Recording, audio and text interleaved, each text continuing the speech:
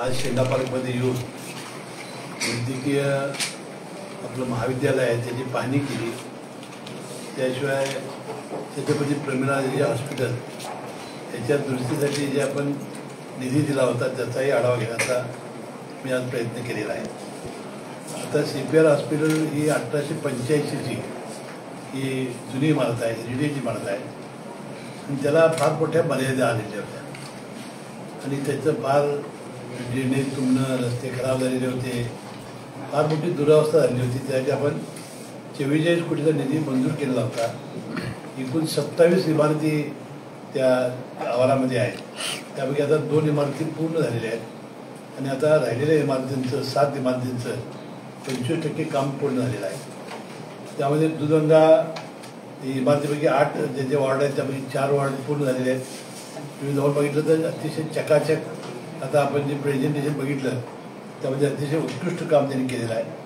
विधंगा इमारतीचं 20% काम झालेलं आहे, मेंटेन इमारतीचं 75%, नर्सिंग हॉस्टेल 50%, बाहेर रुग्ण इमारत 30%, कृषी इमारतीचं 10% आणि HCR इमारतीचं 10%। आता ही जी इमारतीचं काम सुरू आहे 7 ते मार्च 2025पर्यंत काम पूर्ण करण्याचं कंत्राटदारांनी आम्हाला सांगितलं आणि अधिकाऱ्यांनी 10 इमारती या दिवाळीपूर्वी होणार आहेत। सब्जेक्ट टू त्यांना निधी दिल्याप्रमाणे निधी आपण दिला की तशा त्या इमारती पूर्ण करणार आहेत। त्यामुळे CPR त्याचा पूर्णपणानं चेहरा आणि मोहरा आपला बदलला दिसेल आणि नवीनच एक हॉस्पिटल तयार झालेलं आपल्या लक्षामध्ये येईल। तर त्या शेंडा पार्कमध्ये जवळजवळ 30 हेक्टर जमीन आपल्याकडे आहे आणि त्याचा एक लेआउट त्यांनी चांगला तयार केलेला आहे। त्यामध्ये आपण 150 क्षमतेचं मुलीचं वसतिगृह, शवविच्छेदन गृह इमारत आणि व्याख्यान आणि परीक्षा कक्ष हे परवा अजितदादा पवारांच्या हस्ते लोकार्पण केलं होतं आणि प्रत्येक सोमवारी त्याचा वापरास सुरुवात होणार आहे। मी स्वतः येऊन त्याची सुरुवात करणार आहे। त्याशिवाय या कॉम्प्लेक्समध्ये या रस्ते, त्यानंतर लँडस्केपिंग ही कामं मंजूर झालेली आहेत, त्याचंही काम मोठं झपाट्यानं सुरू आहे। त्याशिवाय यामध्ये 125 निवासी आणि 125 क्षमता आंतरवासिता डॉक्टर्स यांचे वसतिगृहाचं काम सुरू आहे, महिला वसतिगृहाचं काम चालू आहे, 150 क्षमतेचे मुलींचं वसतिगृह, 150 क्षमतेचं मुलांचं वसतिगृह, 150 BSc परिचारिकांच्याकडचे वर्षी वसतिगृह आणि 300 परिचारिकांच्याकडचे परीक्षा केंद्र हे काम आता आपण सगळं मंजूर केलेलं आहे। त्याशिवाय कामाच्या निविदा निघालेल्या आहेत, त्यानंतर आता कॉन्ट्रॅक्टर फिक्स झालेला आहे। त्याशिवाय न्याय वैद्यकशास्त्र इमारतीचं काम आणि बॅडमिंटन कोर्ट हे देखील यामध्ये हाती घेण्यात आलेले आहे। वाटतं हे सगळं काम हे किती 175 कोटीचं काम आहे, ते 2 वर्षात पूर्णपणानं होतील आणि जे 1100 बेडचं हॉस्पिटलचं काम आहे ते अद्याप सुरू झालं नाही। मंगळवारी मी मंत्रालयामध्ये बैठक बोलावलेली आहे, ते लवकरात लवकर ते काम होऊन वाटतं ते 1100 बेडचं काम 2-2.5 वर्षात पूर्ण होईल असा मला विश्वास आहे। CPRचं काम मार्च 2023पर्यंत 7 इमारती पूर्ण होतील आणि दिपावलीला राहिलं सगळ्या इमारती पूर्ण होतील सब्जेक्ट टू निधी दिल्यानंतर। SIT नेमलेली आहे। काय झालं होतं, औषध पुरवठा जो आहे तो पुरवठा शासन करत नाही, म्हणजे वरून होत नाही। त्यासाठी हापकीन एक संस्था निर्माण केली होती, हापकीनं अजिबातच केलं नाही म्हणून प्राधिकरण तयार केलं। त्या प्राधिकरणाने किती केले काही माहिती नाही।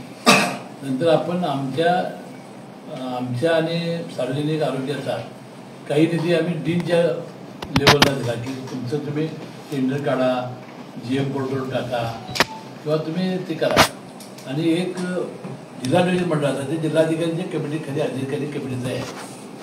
तर या ठिकाणी मला कोल्हापूरला झाले मी माहिती घेतली होती, तर कोल्हापूरमध्ये काही अशी बनावट औषधाची काही खरेदी त्यांनी केलेली नाही।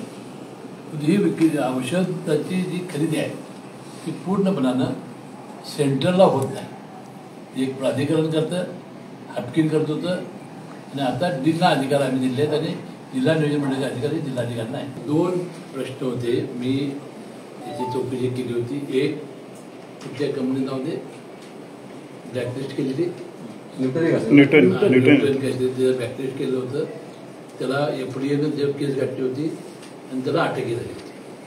त्याचा न्यायप्रविष्ट आहे. म्हणजे जे करायचं होतं शासनाने शेवटचं टोक त्यामध्ये गाठलेलं आहे.